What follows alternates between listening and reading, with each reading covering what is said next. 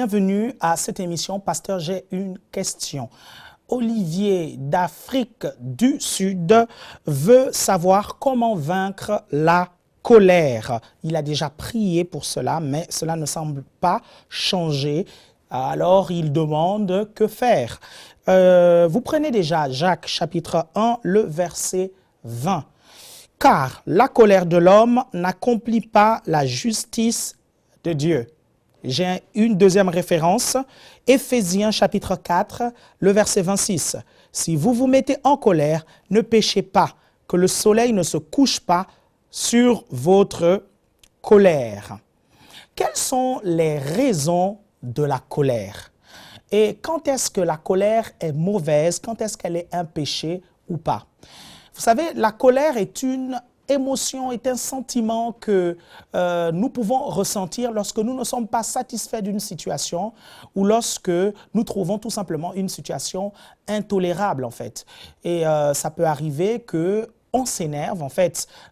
C'est pas si mauvais que ça de s'énerver. Le problème, c'est ce qui se passe après notre colère et la façon dont nous la manifestons.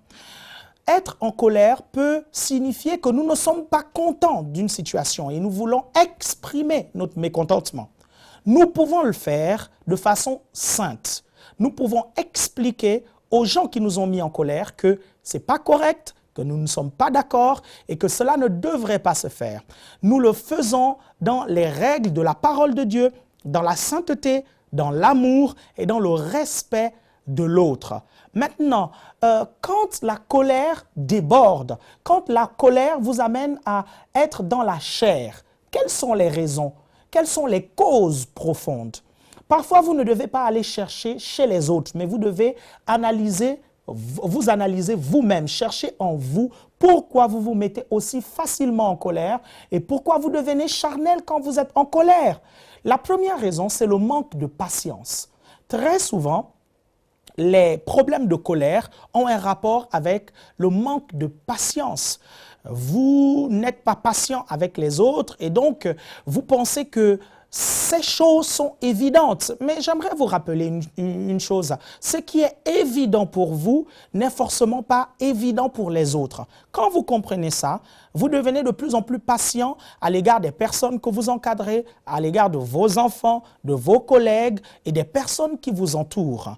L'autre deuxième cause de la colère excessive, de la colère charnelle, c'est l'intolérance en fait. On ne vit pas dans la bonté. Vous savez, la bonté est une partie du fruit de l'esprit. Et cette partie du fruit de l'esprit est dans notre esprit et nous pouvons la manifester. Dieu est un Dieu bon et vous devez être bon et miséricordieux. Parfois, nous manquons de miséricorde. Je suis souvent étonné de voir des chrétiens parfois même être plus méchants que des païens. Bien aimé, c'est grave et c'est dramatique. Parfois, votre colère charnelle cache en fait un esprit de méchanceté auquel vous devez sérieusement renoncer en fait. Dieu vous appelle à être bon, Dieu vous appelle à être, comment je peux dire ça, à être comme lui, amour en fait. Et vous devez manifester son amour à l'égard des autres. L'autre problème, en fait, c'est le fait qu'on n'arrive pas à supporter les autres, en fait. On pense toujours que l'enfer, c'est les autres. On remet toujours le tort sur les autres. Et j'aimerais te parler à toi. Monsieur, j'ai raison. Madame, j'ai tout le temps raison. J'aimerais te dire que les autres aussi peuvent avoir raison. Nous sommes un corps. Lorsque tu es avec des chrétiens, tu as besoin des autres, en fait, pour compléter ce que tu n'as pas. Donc, à chaque fois, quand tu rejettes les autres, quand tu ne comprends pas les autres, à chaque fois, tu t'énerves contre les autres, ça amène, en fait, ça t'amène très souvent à être charnel. Donc, essaye de reconsidérer tes voies dans le Seigneur. Essaye de t'examiner toi-même et de voir en fait ce qui cause cette colère excessive et cette colère charnelle. Prie sérieusement pour ça. Demande au Seigneur de t'aider à maîtriser cette colère parce que c'est pas normal. Parce que le diable peut entrer dans cette colère pour t'utiliser, mais puissamment, pour détruire les autres et pour détruire même ta vie. Je connais des chrétiens qui, à cause de l'esprit de colère, ont hypothéqué leur destinée en prenant des décisions sous la colère, en fait.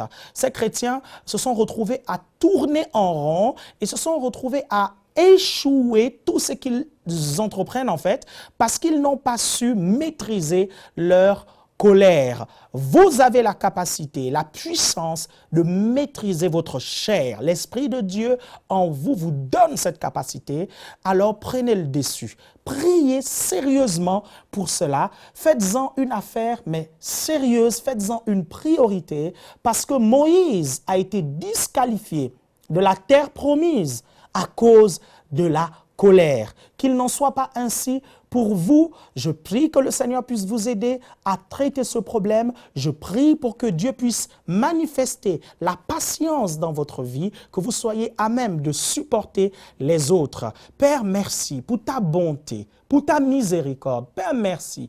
Parce que là où mon frère, là où ma sœur se trouve maintenant, tu le touches et tu le délivres de tout esprit de colère. Merci parce que tu l'aides à supporter les autres. Merci parce que tu l'aides à comprendre les autres. Merci parce que tu manifestes la bonté dans sa vie.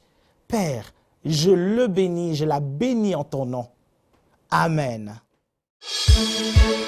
Si vous aussi, vous avez une question biblique sans réponse, envoyez-la nous par email à pasteurj'ainequestion@enseigne-moi.com.